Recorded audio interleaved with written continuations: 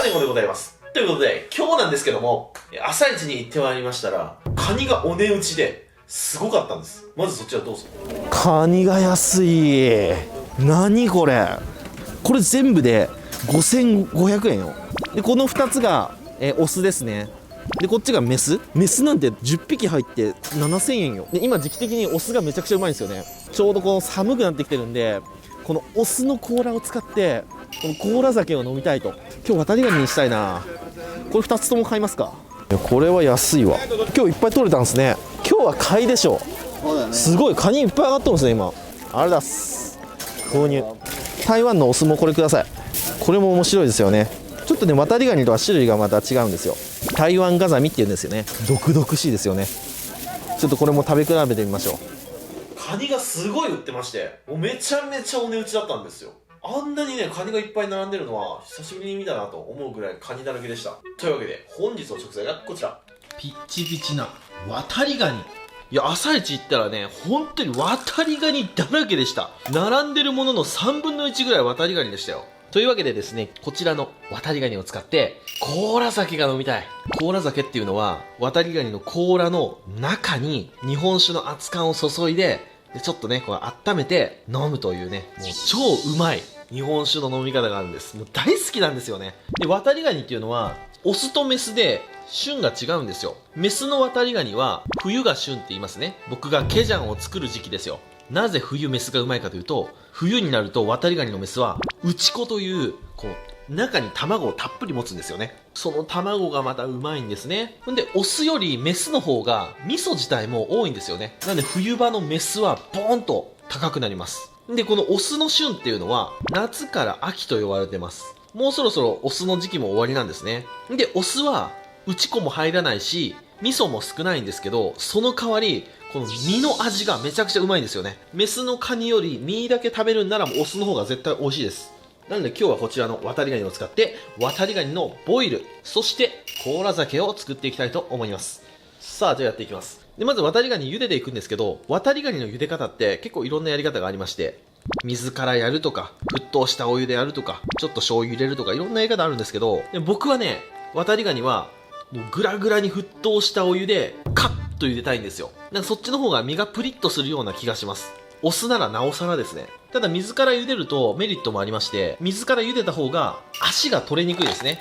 こういう元気のいい渡りガニっていうのはどんだけ締めてもこの熱々の熱湯にポンと入れるとたまにね足とか爪を自節してポロンと取っちゃうんですよね。なのでどうしても綺麗に茹でたいっていう場合は水からやった方が間違いないですね。で水から茹でるとカニの旨味が水の方によく出てっちゃうような気もするんですよ。なんで茹で汁の塩分を少なめにして、であえて出汁をしっかり取って、で出汁も出汁で使うよっていうやり方だったら水でもいいと思うんですけど、僕はねプリプリの身を食べたいので沸騰したお湯からいってます。でそのためにはしっかりと締める必要があります。なんで締めていきますね。この元気のいいバタバタしてる状態でお湯にボチャンって入れるともう足と爪全部取ります。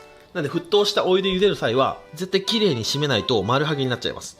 綺麗に締めてもね稀に取れちゃうんですけどね、締めないようが全然マシなのでやっていきます。まずは口のところ、ここに金串ですね。金串をブスッと刺します。できるだけ素早くシュッと、はい、入りました。そしたらこっちの方ですね、白い方にグッと金串を上げてそのままスライド、こういう感じ、こう入れてこう上に上げてシュッとスライド。そうするとほら締まりました。ここら辺にね急所があるんですよ。なのでその急所をこう入れてスライドして壊すって感じですね。こうするとおとなしくなります。口から入れて上に上げてスライド、はい、おとなしくなります。こういう感じでどんどんやっていきます。ほら取れましたね。今自節うまく締めれませんでした。あ、やばいと思ってこうカニがね自分の足を取りましたね。で渡りガニのオスってこの爪のところもうまいんですよ。なんで爪は絶対に食べたいですね。ほら取れちゃいましたね。そしたらこちらこれね台湾ガザミっていうやつ。釣りとかされる方だと釣ったことあるよっていう人多いと思います。投げ釣りとかでたまに引っかかってきますよね。でこれのオスはこんな青色でしましまで毒々しくて一発でわかるんですけど、この台湾ガザミのメスっていうのはこの渡りガニそっくりなんですよ。で渡りガニに比べてこのなんだろう、表面がザラザラっとしてて模様がね若干違うんですけど、パッと見はワタリガニみたいな見た目をしてます。ただ台湾ガザミはワタリガニより味が劣ります。なのでたまにね台湾ガザミのメスがワタリガニって売られてますけど、あれはねちょっと引っかかっちゃダメですね。じゃあいきます。ガザミも一緒、口から入れてスライド。取れちゃった。取れちゃうな。ほら取れちゃうわ。でこの締め方で取れちゃう場合は氷である程度仮死状態にしてほんで締めるといいと思います。でもある程度ね氷に置いといたんだけどな。これはうまくいった。これうまく締めれましたね。やっぱりね氷である程度締めてからで本締めした方がいいかな。うまくいきましたね。でも元気のいいやつにいきなり突っ込むと爪が取れちゃうリスクはありますね。で締めたらさらに氷漬けしておきます。氷水を作ってその中にワタリガニを入れていきます。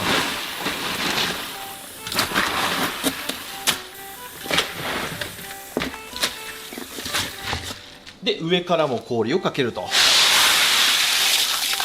でこんな氷がたくさんない場合は10分15分ぐらい冷凍庫に入れて仮死状態にさせるっていうやり方も OK。 ご家庭だとそのやり方が一番手っ取り早い気がしますね。なんで順番的には冷凍庫に入れて一瞬仮死状態にさせる、で口から金串入れて閉める、でさらに冷凍庫で15分ぐらい入れてもう一回仮死状態にすると、それが間違いないかなと思います。じゃあこれちょっと冷やしておきましょうか。よし、じゃあ15分ぐらい経過してしっかり締まりました。ほらもうクタクタですね。この状態までだったらもうよほど熱湯にぶち込んでも足は取れません。よし、そしたらこちら沸騰したお湯を用意しました。できるだけ高温で、なおかつできるだけたくさんのお水で湯がいた方が僕は美味しいような気がします。でここにお塩を入れていきます。で塩の分量なんですけどこれ難しいんですよ。でワタリガニは毛ガニとかズワイとかタラバに比べて塩分が多いような気もするんですよ。で塩はね控えめでいいと思います。3% までいかなくても本当に 1% とか 2% ぐらいで僕はいいかなって思いますね。ここは好みですけどね。で湯がくときはカニの甲羅を下にして湯がくといいです。これなんで下にして湯がくかというとカニの味噌が流れにくくなるためですね。多少はねどうしてもお湯に流れちゃうんですけど甲羅を下にすることによって流れにくくなります。ほらちゃんと自節しないでちゃんと爪も全部ついてますね。どんどん入れていきます。忘れてましたけどちょっとねこうやってこすった方がいいかもしれないですね。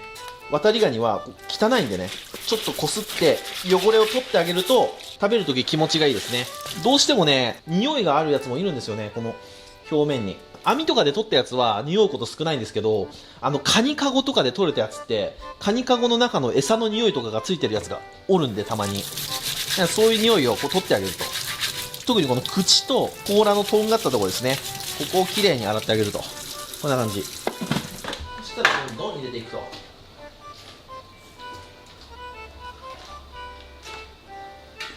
回でいけそうですね。そしたら蓋をして10分から15分ぐらい茹でていきます。さあでは15分ぐらい経過しまして、ものすごくいい匂いが漂ってまいりました。開けてみましょう。オープン。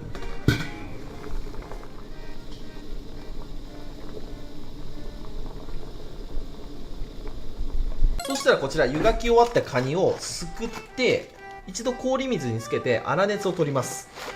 でこの段階の氷水はもう綺麗な氷水です。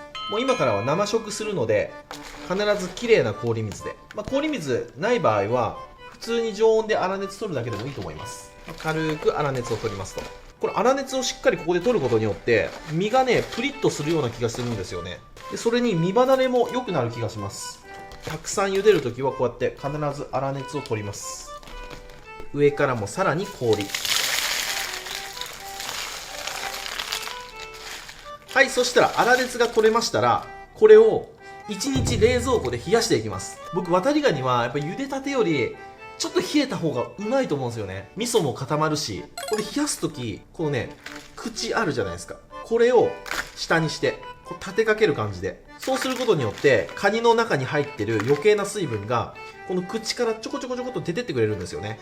口から抜けてってくれるんで味噌は抜けないんですよ。なんで味噌がここら辺にしっかり固まってくれるんですよね。こうやって冷やさないと水分が抜けきれてなくてジャバジャバの味噌になっちゃうんですよね。だから経験ないですか？カニ湯がいてバカって開けたけど味噌が水気ダランダランな時、ああいうのを防ぐために一回こういう風に口を下にして立てかけて冷やすと。そうするとね、綺麗に味噌も食べられますよ。じゃあこちら冷やしていきたいと思います。1日冷やします。はい、では1日冷やしました。もうキンキンに冷えてます。うまそう。ほんで水分もほら下にこんだけ落ちてますね。この水分をこの口から抜くことがめちゃめちゃ大事なんですよね。そしたらこちらをお皿に盛り付けていくと。でカニ盛り付けるときはこの爪をこうやって畳んであげてね。でこうやって持っていくとすごく綺麗ですよね。ほらこれがね台湾ガザミのオスですね。渡りガニと比べると形は一緒ですけど、この模様で一目瞭然ですね。で台湾ガザミの方が爪が長い気がしますね。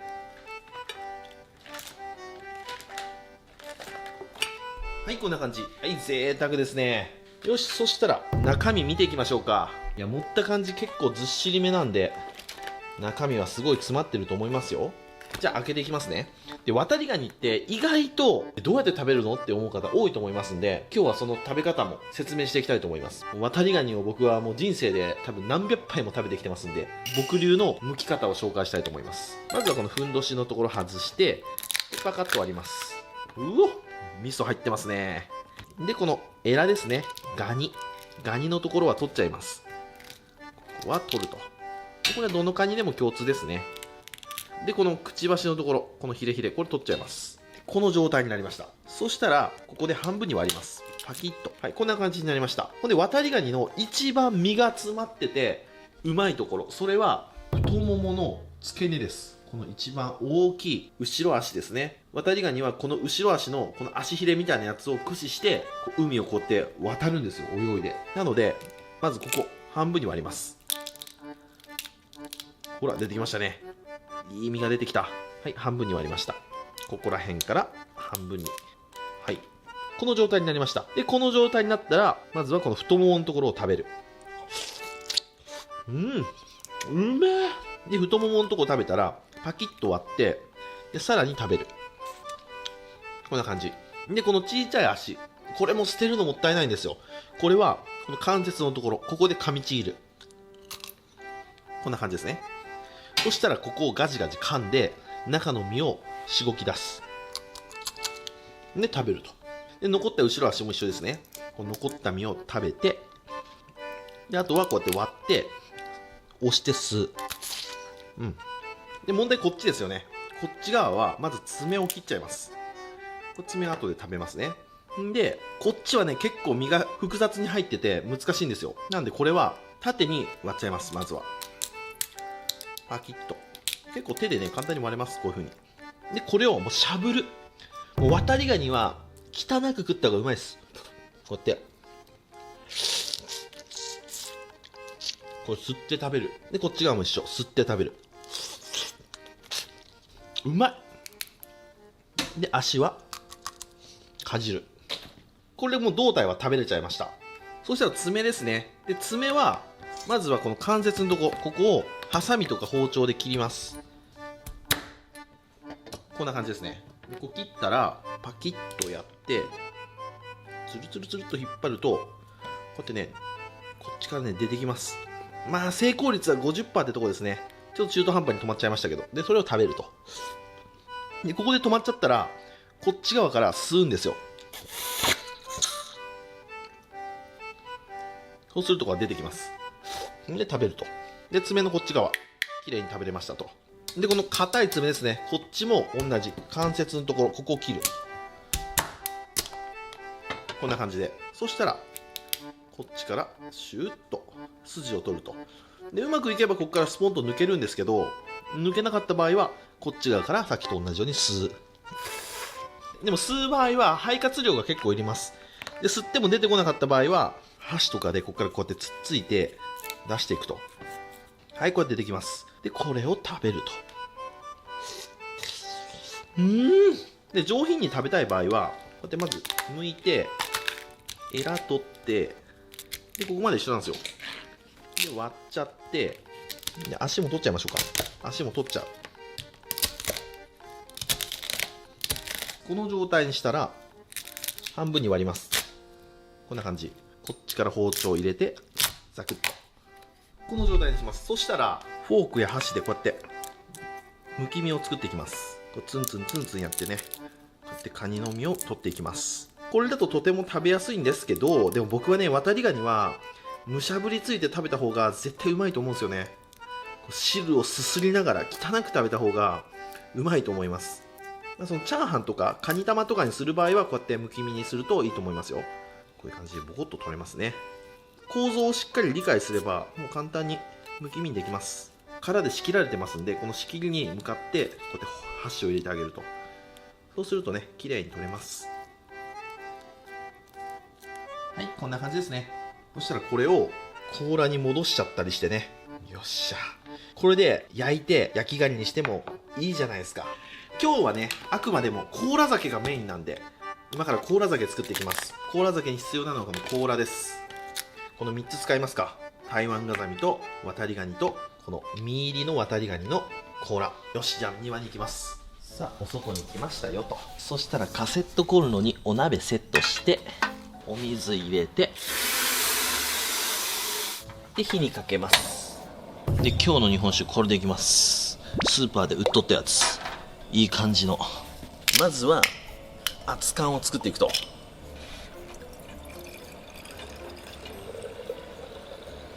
よいしょ、 OK。 よし、そしたらこの炭ですね。炭はね、弱火ぐらいがいいんですよ。あんまり強すぎるとカニの甲羅が貫通しちゃって日本酒が全部落ちちゃうんで、こんな感じの具合が最高ですね。ほんでここに殻を乗せていくと。よし、でポイントはくちばしですね。ここを外さないこと。外しちゃうとお酒が入る量が少なくなっちゃうんでね、外さないでこの状態にする。乗っけていくと、うわ、いい家だ、最高だな。ほんでこの味噌がたっぷり入ってるじゃないですか。この状態で熱燗は入れないんですよ。この状態で入れた方がなんか味が濃くて美味しい気がするじゃないですか。違うんですよ。これね、味噌は味噌でこう温まったぐらいでも食べるんですよ。ここで砂袋は取っちゃいますか。うまい、最高だ。でもやっぱカニ味噌はやっぱあったかい方がうまいな。ああやってね、豪快にガチガチって食べるんだったら冷たい方がいいんですけど、あったかい味噌がうまい。はい、こういう感じに食べました。そしたらちょっと炙ります。こっちがね、台湾ガザミですね。台湾ガザミの味噌食べてみましょうか。うまいんですけど、やっぱね、ワタリガニの方が味が濃くて美味しい。でちょっと台湾ガザミの方がなんか独特な香りがありますね。美味しいんですよ。めちゃめちゃうまいですよ、このカニも。ただワタリの方がうまいな。はい、味噌を食べたらこれを加熱していきます。でカニの甲羅の水分も抜けて、ほらいい感じになってきましたね。ちょっとひびが入っちゃったな、これ。そう、こうひびが入っちゃうとね、もうダメなんですよね。そしたら熱燗もいい感じです。でここに熱燗を注ぐと。よいしょ。でここでちょっと温めていくと。でこれ揺らして、このワタリガニのとんがったところ、この中にも味噌が入ってますんで、この味噌をちょっと移していくと。そう、あんまりね、味噌が濃すぎてもダメなんですよね。ちょこっと味噌がねついとるぐらいがうまいんですよね。よし、いい感じに温まりました。そしたらこれを飲んでいきます。このワタリガニってほんと都合がいい感じで、持ち手があるんですよね。これ2つとんがったところ、ここ持てば熱くないので、これでいただきます。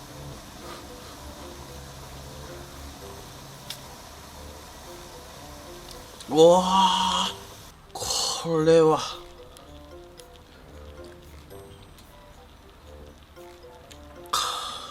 何杯でもいけるね。もうこれはあれですね、お酒というかお出汁を飲んでる感じですね。で一発目飲みましたよと。で味噌がある程度なくなったじゃないですか。そしたら2回戦目いくんですよ。2回戦目はちょっとカニの甲羅を炙ります。で香ばしくします。でこの焼いてる間にもう1個の方に入れます。カニの甲羅酒を七輪でやるときは2つ3つぐらい同時にやった方がこうローテーションできるんでいいですよ。次、台湾ガザミ。でこれ今台湾ガザミとワタリガニ一緒に並べて気づいたんですけど、トゲの長さが台湾ガザミのオスの方が短いんですね。僕これ今気づきました。そしたらこうゆすってしっかり味噌味をつけていただきます。うわー、染みますね。でつまみでちょっとこれをいただくと。味噌と一緒にいただきます。うめえ、うまい。はい、そしたらいい感じに1回目のやつがパリッとなったんで、でもう一度日本酒を入れます。このね、2回目はまた違う味わいがあるんですよね。このカニの甲羅の香ばしさが際立つと言いますか。よし、こうやってフツフツしてきたら OK。いただきます。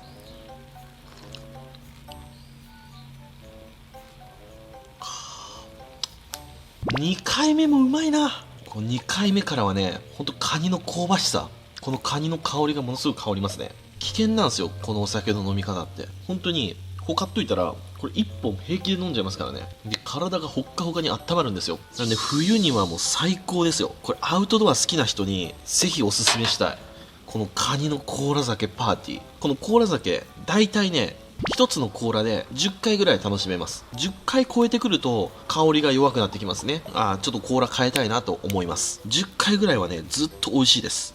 この口に近づけた瞬間のこのカニの香り、そして口の中入れてこのカニの風味、そして日本酒の甘みで喉を通ってふわーっと暖かくなっていく感じね。たまらん。この渡りガニだからこそできる甲羅酒ですよね、これは。毛ガニでもうまいんですけど、やっぱ甲羅酒は渡りガニがいいかな。殻がね、強いんですよね、渡りって。ほら、こんだけ炙ってますけど、全然へっちゃらですもんね。なんていう都合のいいカニなんですかね。はい、これ食べましたら、これに、さーっと。よし。